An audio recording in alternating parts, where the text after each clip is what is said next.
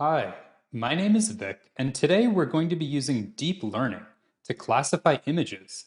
We're going to be using TensorFlow and Keras to create a convolutional neural network that will do the classification for us. By the end, we'll have code in Jupyter Notebook that can do all of this.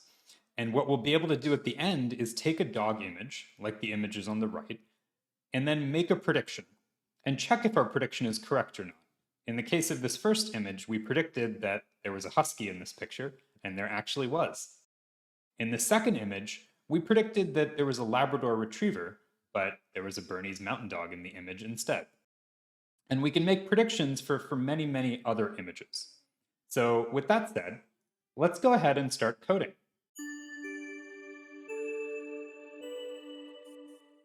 In this project, we'll be using JupyterLab, which is an IDE that enables you to run Jupyter notebooks and other Python code. And there are a few packages that you should install: TensorFlow, Pandas, Pillow, which is an image manipulation library, and Matplotlib. If you have trouble installing these packages, particularly TensorFlow, I recommend you use Google Colaboratory, which is a cloud-based Jupyter notebook environment that comes with a GPU and a lot of these packages already installed. It can be a little bit tricky to set up a GPU in TensorFlow properly. The next thing we're going to do is we're going to define the dog breeds that we want to predict. So in this case, I've already created a list of our 5 dog breeds. And we want to make sure we understand our data. So if you look at this panel on the left, you can browse different files from our JupyterLab interface. So I'm going to go ahead and click on Images, and you can see that we have one folder for each of our dog breeds. So in this case, I'll go ahead and click on Beagle, and you can see there's several different images in this folder of beagles. So this will be the data that we work with in this project. The first thing we'll do is go ahead and import TensorFlow. So that code will import TensorFlow, and instead of having to type out TensorFlow every time, we'll just be able to type out TF.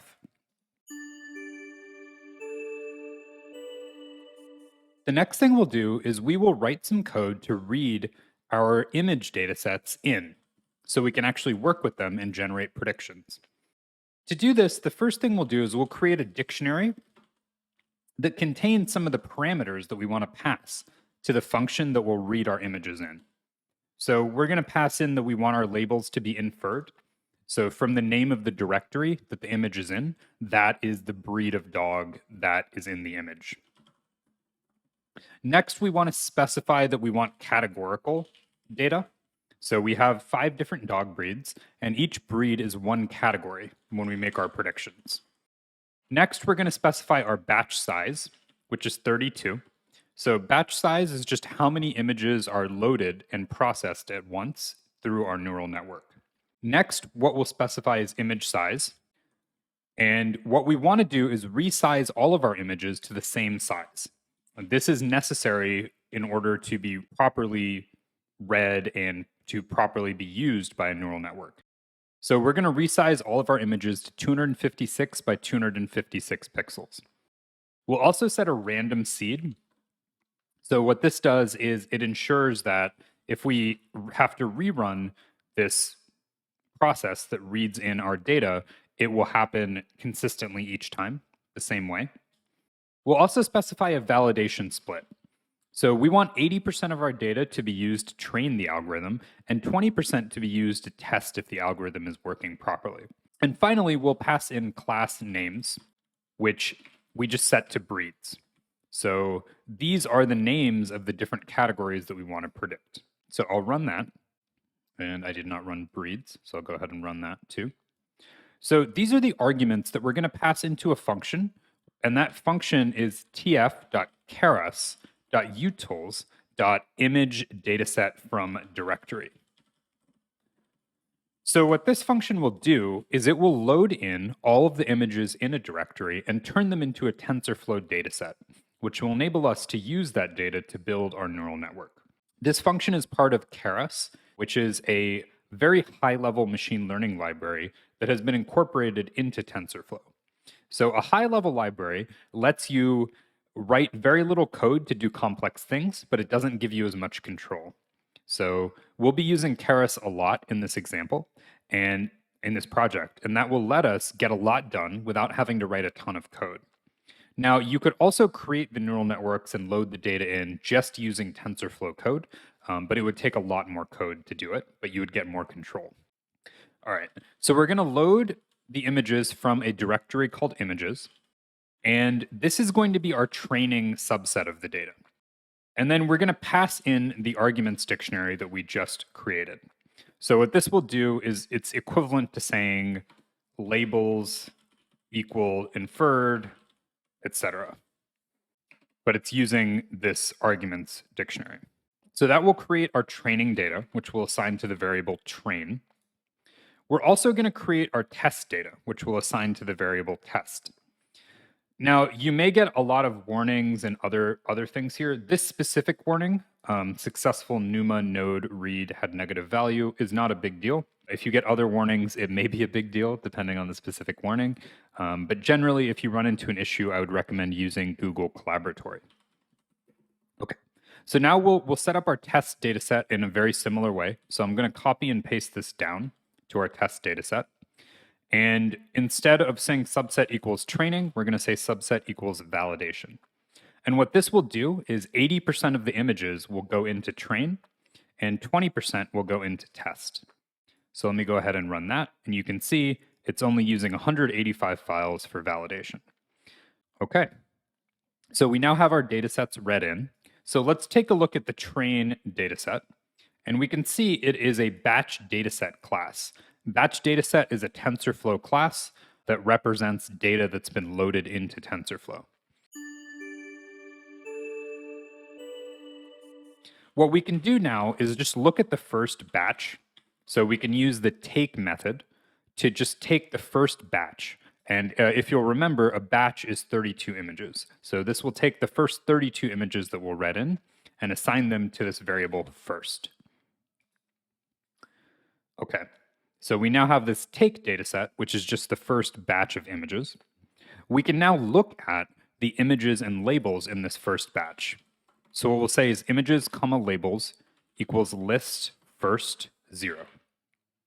So even though we only took a single batch out of train, it actually returned an iterator. So we need to call list to force the iterator to evaluate. Then we need to take the first element and we'll assign that to images and labels.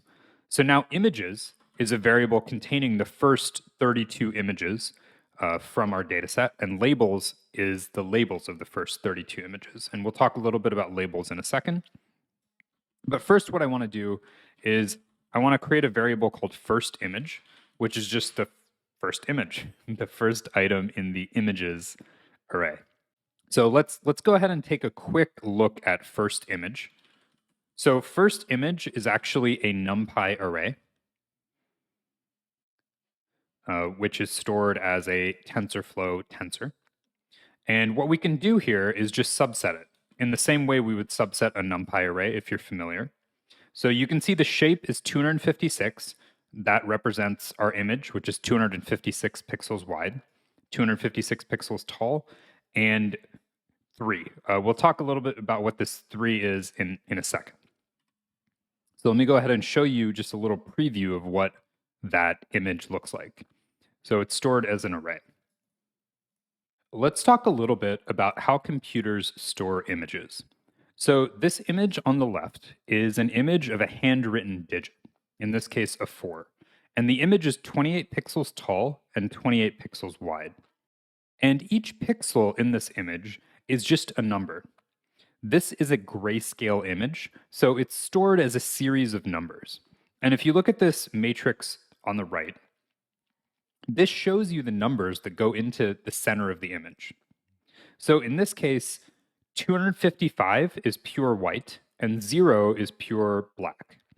So we can see these are the pixels corresponding to this area in the center of the 4. So the zeros correspond to dark regions, and these high numbers correspond to the light regions around that center. So in this case, grayscale images are stored as a single matrix, where if you have a high number, it's white. You have a low number, it's black. And in between is gray. Now, most images are not black and white. And the images of dogs that we're going to be working with are not black and white either.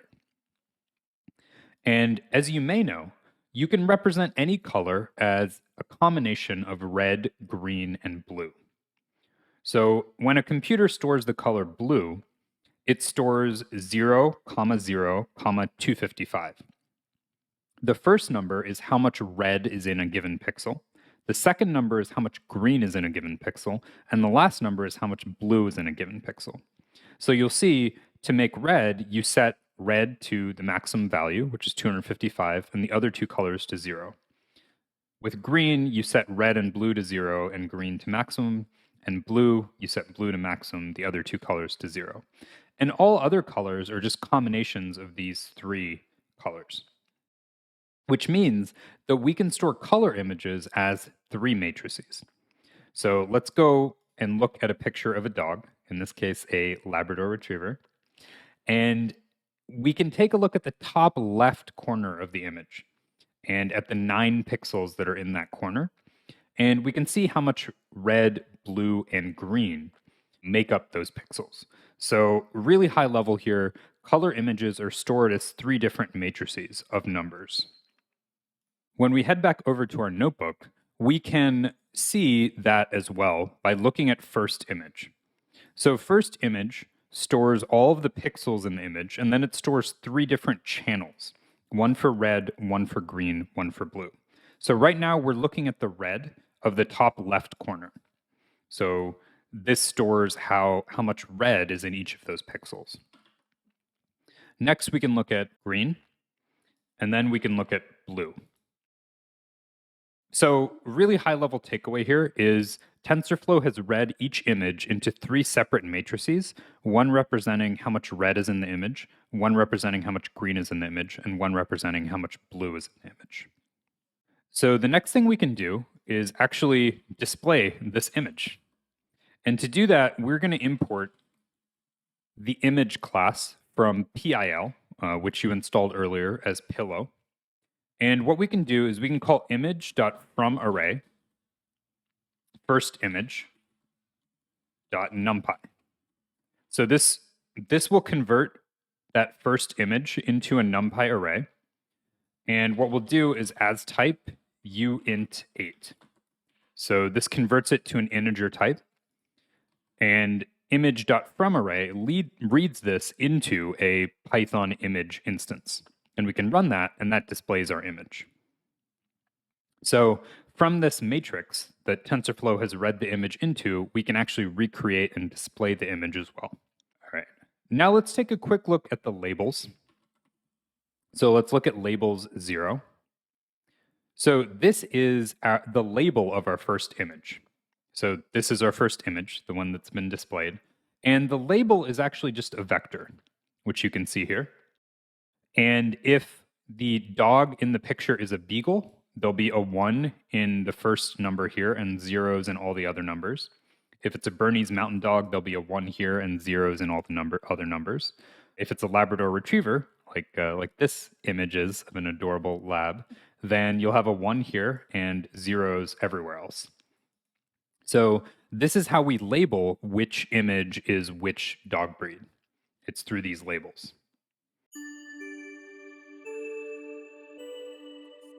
So the next thing we're going to do is just add in some optimizations to improve the performance of our algorithm.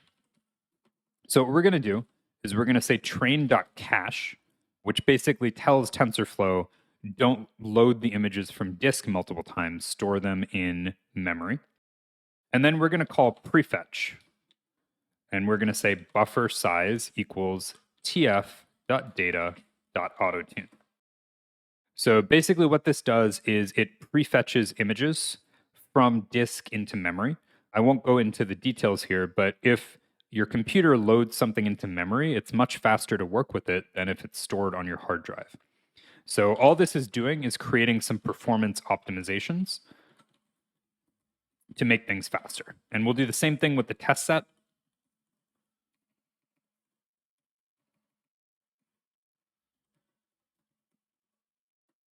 All right, let's go ahead and run this. Now we can get to the fun part, which is actually creating our initial model. And to do that, we're going to use Keras. So we're going to import a couple of things from Keras, which is now bundled as part of TensorFlow. And then I'll talk about what we're going to do. So we're going to create a sequential model, which essentially applies steps in order. And these steps will transform our data and eventually give us predictions. Some of these steps will be creating a neural network. Some of these steps will be other things. So let's go ahead and create our model.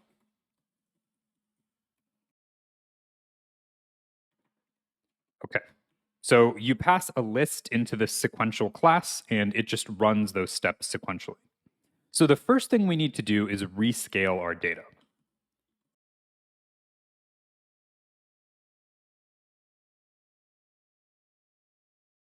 Actually, I don't need to type that part out. Layers.rescaling.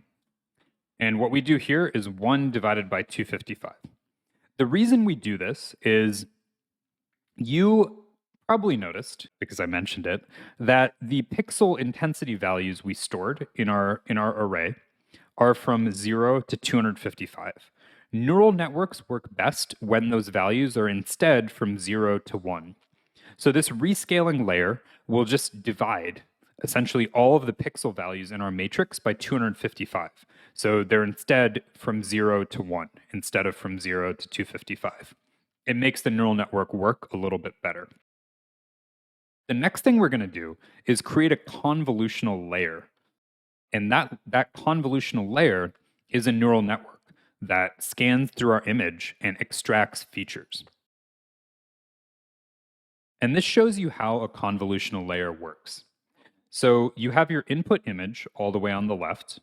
And as you know, an image consists of values in a matrix. Those values correspond to how much white or black in a grayscale image or red, green, or blue are in the specific image at that pixel. Next, what you do is you create a filter, which basically looks at a section of the image and essentially converts that into higher level features. So you can think of your convolutional neural network as reading through the image, scanning through it, and looking for anything interesting in that image, like edges, like changes in color, etc. So you can look at this a little bit more clearly here.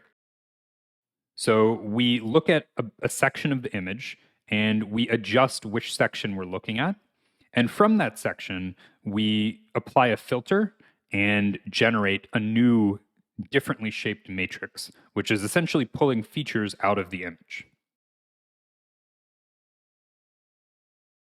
Neural networks are fascinating, and there's a lot we could talk about there, but this is a practical tutorial, so we will create the neural network instead of talking about it. So in order to do this, we create a conv 2D layer using Keras. And what we're going to say is we want to apply 16 different filters to our image. So a filter is what you just saw in that diagram.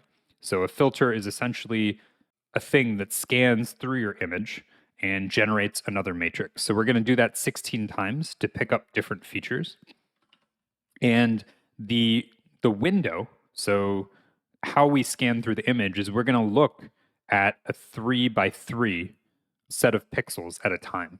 So if you can think about scanning through the image left to right, top to bottom, we're going to look at 3 pixels at a time and keep shifting that window across and down until we scan the whole image. And we're going to do that 16 times.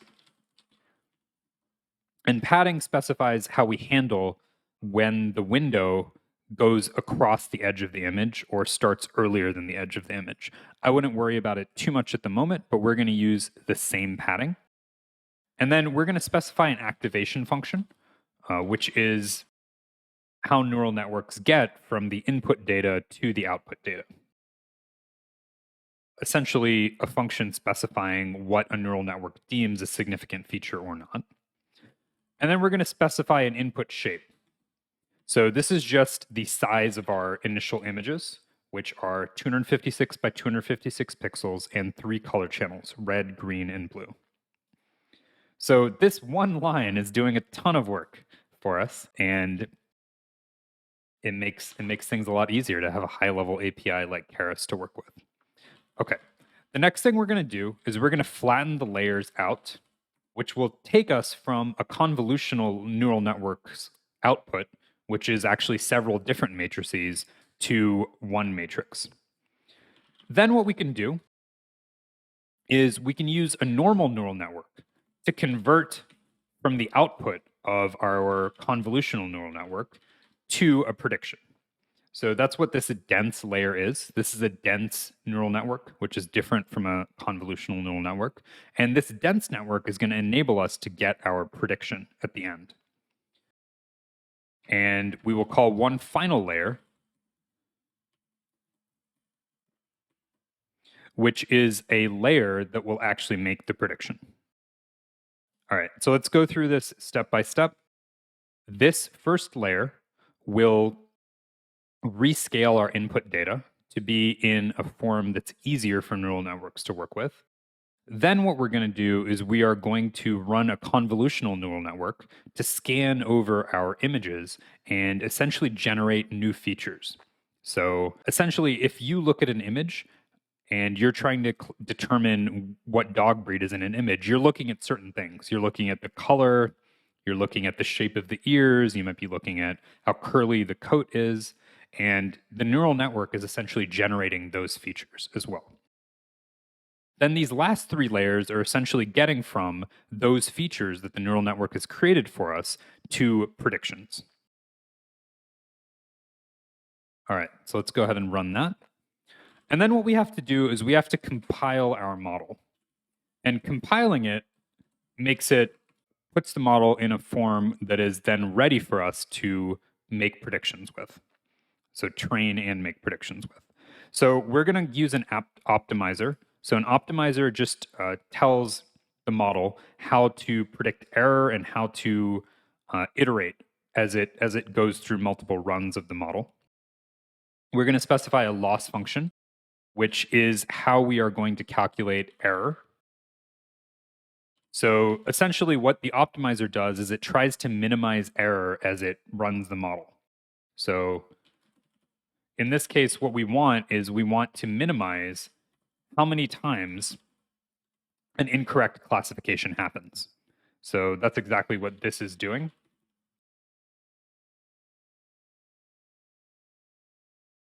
And this metrics equals accuracy just specifies which metric we are going to use. So what this will do is it'll compile the model, and by compiling the model, it'll put us in a position where we can go ahead and fit the model. So let's run this. Okay. And now we can actually fit the model. Actually, I should have made this a little easier to read. So let's go ahead and do that. Okay. Now what we can do is we can fit the model. So we're fitting the model to the training data set. We're going to use our test data set for validation. So validation is after the model has been fit, we'll make predictions on the validation data to see if we're overfitting or underfitting. I'll talk a little bit about that in a little bit. Epochs is how many times we are going to update the model. So we'll run through the model once, see how we did on the train and validation set, and then we will run through again and again to try to improve how the model is working. And we'll specify verbose equals 1, which just tells us how much output we will see as the model is being trained.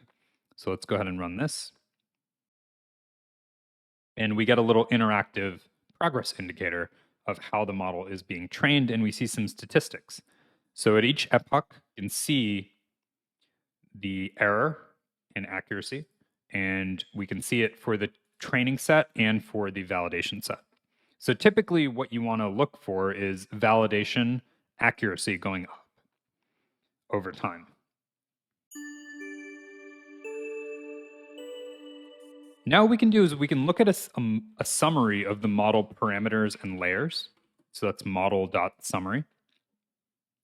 And this just shows us how many total parameters are in the model. Parameters are just essentially numbers. So how many different weights are in the neurons, how many different numbers are in the various matrices that we've created.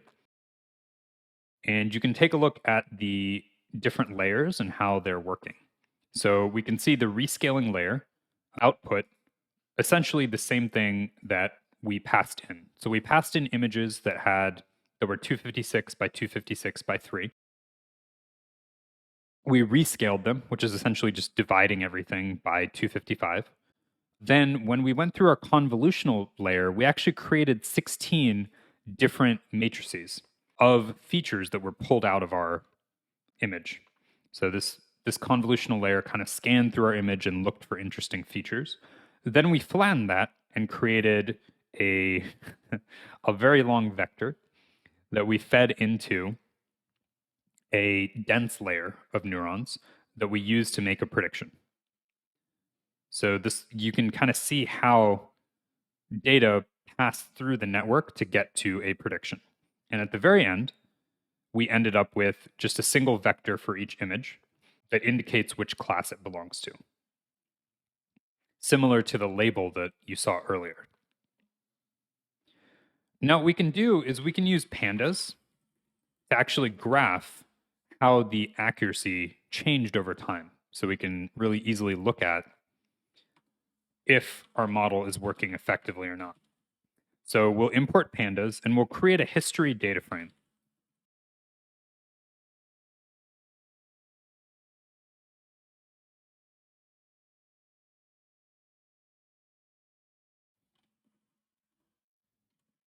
And what we can do is we can go ahead and plot our accuracy and validation accuracy columns in that data frame. So first, let's take a look at the columns. And now let's call the plot method to go ahead and plot them. Okay, so you can see on the x-axis, they're the various epochs. And on the y-axis, you can see how the accuracy changed over time. So in this case, our training accuracy went way up, but our validation accuracy did not. So what this indicates to me is that our model is overfitting. And overfitting happens when the model picks up on random variation in the training data. So maybe there's a picture of a Labrador retriever in the training data, and it just so happens that the sun is out. Now, in general, whenever you have a picture of a Labrador retriever, it doesn't necessarily come with the sun out, right? You could have a picture of a Labrador retriever at night, at any point during the day, inside, etc. But if you pick up on features of the training data and assume that those are actually intrinsic to the thing you're trying to predict, that results in overfitting, which is what happened here. So we're going to do some things and change our model a little bit to account for overfitting and try to avoid it. So first thing we'll do is we'll create a function called train model. And this function will take network and epochs as parameters. And what we're going to do in this function is exactly what we just did. So it's basically fitting our model. So first, creating our model. Network is going to be the layers that we passed into sequential earlier. So if we scroll up a little bit, you'll see we created our model using the sequential class, and we passed in a list. So this function is going to take a list, and it will do the rest. And I'm not going to type out everything from earlier because it's a lot of the same code. So the first thing we'll do is we'll compile the model using our optimizer and our loss function. Next, we'll fit the model using the same parameters we used before. Then we'll create our history data frame. And then we'll return our history data frame and our model. So this will enable us to, instead of having to copy and paste the code every time, we can just call this function and it will train our model for us. Okay, so next let's change up our model a little bit. I will go ahead and copy paste our network from earlier, and we'll modify it by adding a few more layers. So we're going to keep our rescaling layer. We're going to keep our 2D convolutional layer, but we're going to increase the size of the window that the network looks at to 4. We're also going to add what's called a max pooling 2D layer. So what this does is it both reduces overfitting and makes our model run faster by reducing the number of parameters. So if we scroll up to our model summary, you can see that our convolutional 2D network, it was 256 by 256 by 16 was the output, and it had 448 parameters. So when we run a max pooling layer, that shrinks the number of parameters. When you have a model with too many parameters, it can indicate that it's overfitting, and a max pooling layer helps us reduce overfitting. This is a view of how the different layers work sequentially to get us to predictions. So let's say we are taking in input of car, truck, van, or bicycle and trying to classify it. So the first thing we do is we pass it through a convolutional layer. Then we add in a max pooling layer, which shrinks our number of parameters. Then we apply further layers of convolutional layer plus pooling layer until we get to the end, where we have our dense layers to actually predict which class something belongs to. So essentially what we're going to do is we just added our max pooling layer. So we're going to duplicate those 2 layers a couple of times to create more layers. Okay, so we'll go ahead and add another convolutional layer. And this time we're going to increase our number of filters to 32. And what this does is it lets the network start to pick up higher level features. So the initial network is looking at lower level features, but later on we want to look at higher and higher level features in the image. For example, instead of looking at is the right ear a certain color, you can instead look at features across the entire dog's head. So we're going to add in another convolutional layer, and we'll follow that up with a max pooling layer. And then we'll do it one more time. So this time we'll add in another convolutional layer with 64 filters this time. And at the very end, so we now have essentially, typically people talk about the convolutional layer and the max pooling layer as combined. So we have kind of 3 steps in our network right now. After those steps and before we flatten the network out to get predictions, we're going to add a layer called dropout layer. So dropout helps to prevent overfitting. And it does that by randomly setting some of the outputs to 0, which prevents the network from getting too tightly linked to the training data. So we now have our layers, and we can go ahead and run our model again.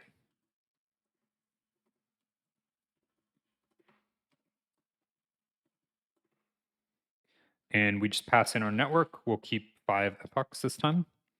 And we can see our model is now being trained. And we can already see that the accuracy looks better. So before our accuracy, you can see it up here. You can see it down here. But let's go ahead and graph it just so we can get a closer look. So we'll again do history data frame, accuracy and validation accuracy. And we are going to go ahead and plot that. Okay, let's run that. All right, and we can see our network seems a little bit more accurate, not terribly more accurate. Yeah, I think this ended at 0.36, this ended around 0.34. We can try increasing our number of epochs to see if that changes anything. So let's run with 10 epochs here.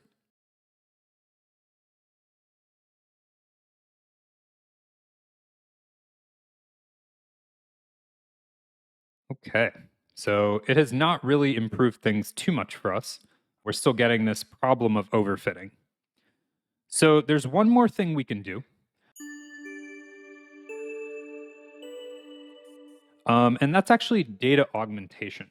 So one problem we have is we don't actually have a ton of images in this data set. So what we can try is we can try something where we essentially add some data by randomly altering some of the things in our images. So we can do this using, again, Keras layers. Keras is awesome. It does a lot for us. So the layers that we'll use are a few. So the first thing we'll do is layers.randomFlip. So what this does is it'll take our images and randomly flip them, just like it says, horizontally. So we want to flip them horizontally. So that is left to right. And we'll set a random seed so it's reproducible. So that means if a dog is facing to the right, we may flip the image so the dog is facing to the left. Different images, fundamentally kind of the same underneath, but to a machine, that actually looks like a different image and gives us more training data. So it's something called data augmentation, where we're actually generating more data from our existing data. The next layer we can try is a random rotation. So what this will do is rotate the image randomly. And we'll set a seed here as well. So this is also some data augmentation. And the final thing we can try is random zoom. So this will zoom in on the image randomly. So what all of these do is, without us having to go out and take more photos of dogs to classify, we actually can generate more data for the neural network. All right. And what we'll call this is data augmentation.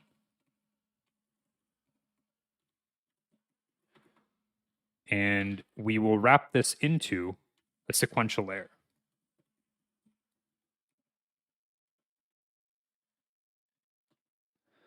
Okay, let's go ahead and run that. And then what we can do is we can go ahead and create a variable called full network, which is the data augmentation layer plus the rest of our network. And then we can train it.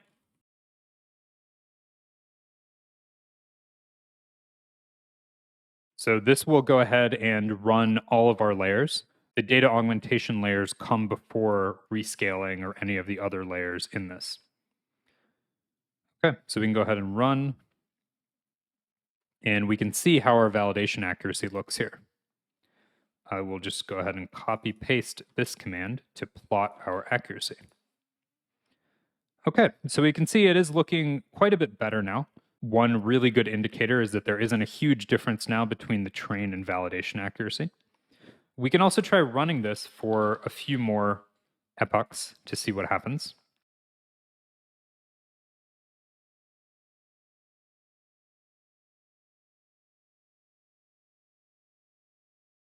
Okay, and we see our validation accuracy is higher here. It's around 0.4, 0.38 versus before it was around 0.3, 0.35. So we have managed to increase accuracy a bit, which is great. And now what we can do is we can start to take a look at which specific pictures were classified which way.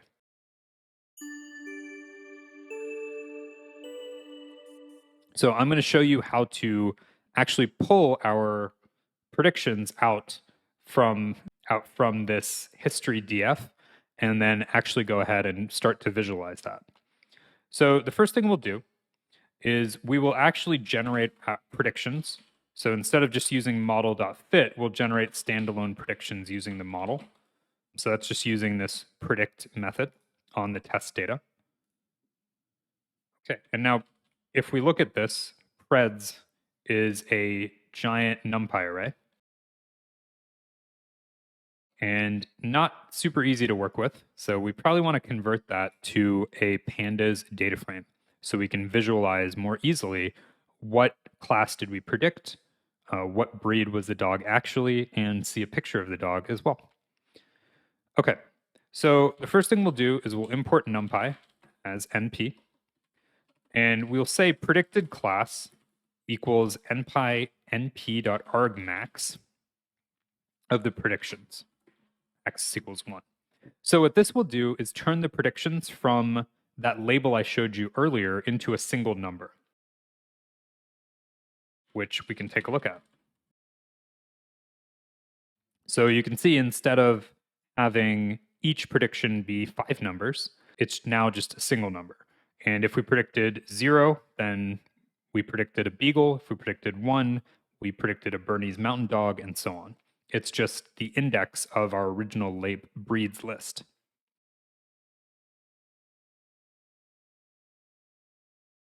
Okay, now we can get our actual labels, which is just np.concatenate.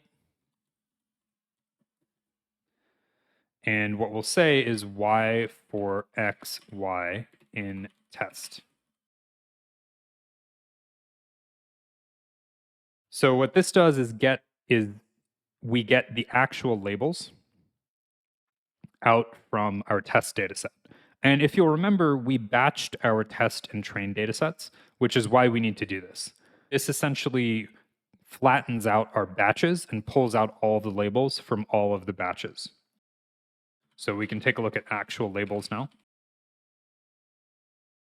And we do need to turn these into single numbers. So these are vectors that I showed you before.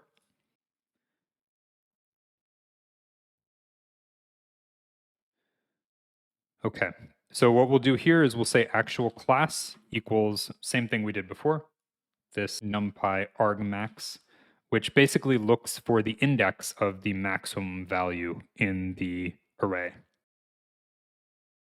So actual labels. So now we have our actual class and our predicted class.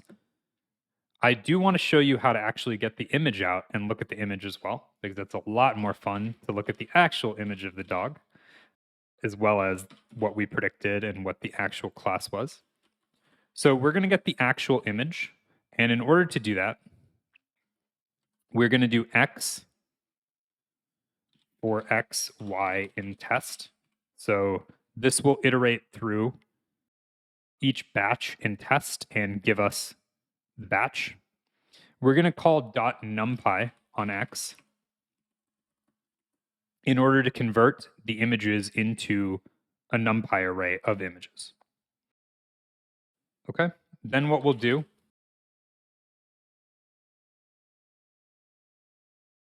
so itertools.chain.fromIterable enables you to compress a list of lists into a single list. So these two steps will return a list of all of the images. And each image will be a 256 by 256 by 3 numpy array. Now the next thing we have to do is actually turn these numpy arrays into Python image classes, which we can do something similar to what we did earlier. We can do image.fromArray.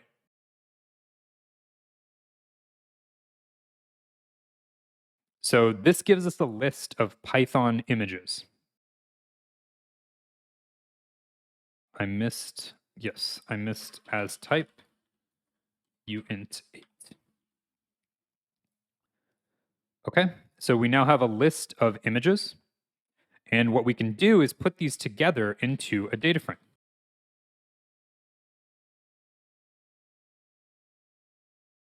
And what we'll do is we'll use the zip function to put our 3 arrays together.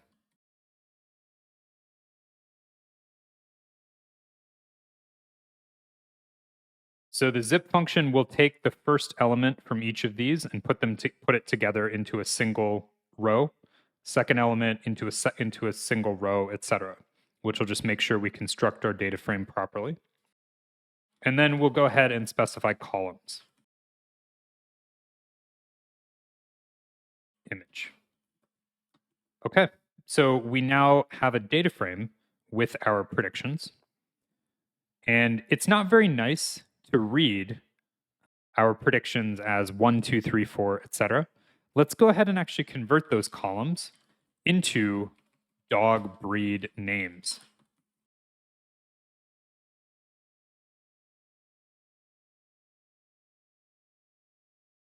And we'll do that by applying a lambda function. So we'll just index our original breeds list with the numbers that we got for the predictions and use it to actually get labels for our predictions. And we'll do the same thing with actual.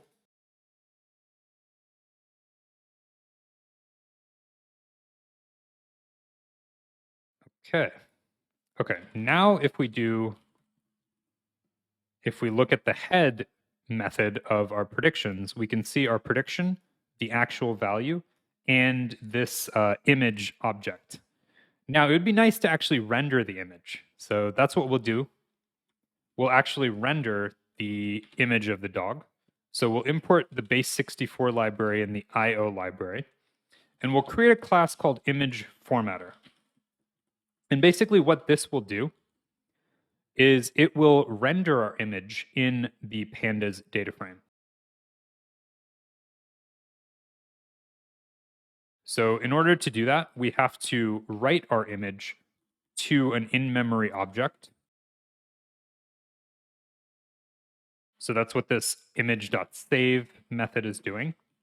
So we're writing the image to an in-memory object, in this case, the buffer object. We're then going to read the image out and encode it so we can render it properly. I know this seems a little convoluted, but working with images is not always the easiest.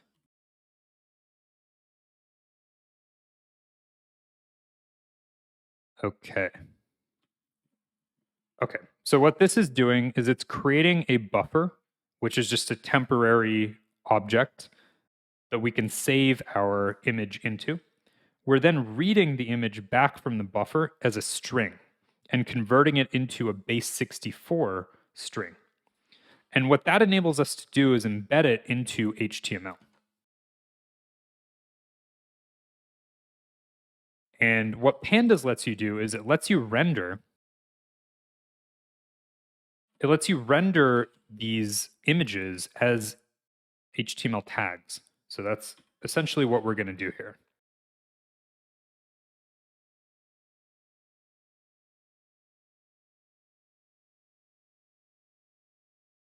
Okay. All right. So this will render our image into an HTML string, an HTML tag. And then what we can do is we can render the first 10 rows of our prediction data frame. And what we'll say is use this image formatter function to render our image class, our image column. So let's go ahead and run this. Style.format. Okay.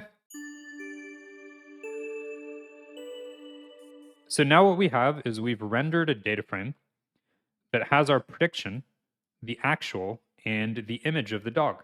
So first prediction, we were a little bit off here. Second prediction was better. And yeah, you can continue to go through and see how the predictions did, and you can see which dogs were most commonly mispredicted or correctly predicted. In this data set, specifically, labs are a little bit hard to predict because they have different coat colors. So there's some black labs and some golden labs. I don't know what they're called exactly, but there are labs of different colors in the data set. You can see that here. So that makes it a little bit harder to predict. Okay, so that is this project. So in this project, we learned how to read images into TensorFlow, how to create a neural network, and how to tune that neural network for performance, and then finally how to display the results. So there's a lot more you could do with this if you wanted to. You could see if there are other dog breeds that you want to classify. The dataset, which I've linked to in the description, has many more image sets of dog breeds that you could try experimenting with. You could also see if you can tweak the network to improve performance. So if we go back to our network, you could try changing the data augmentation. You could also try changing some of these layers and seeing how the performance changes. So there's a lot you can do with this, and hopefully you enjoyed this tutorial. Thanks so much.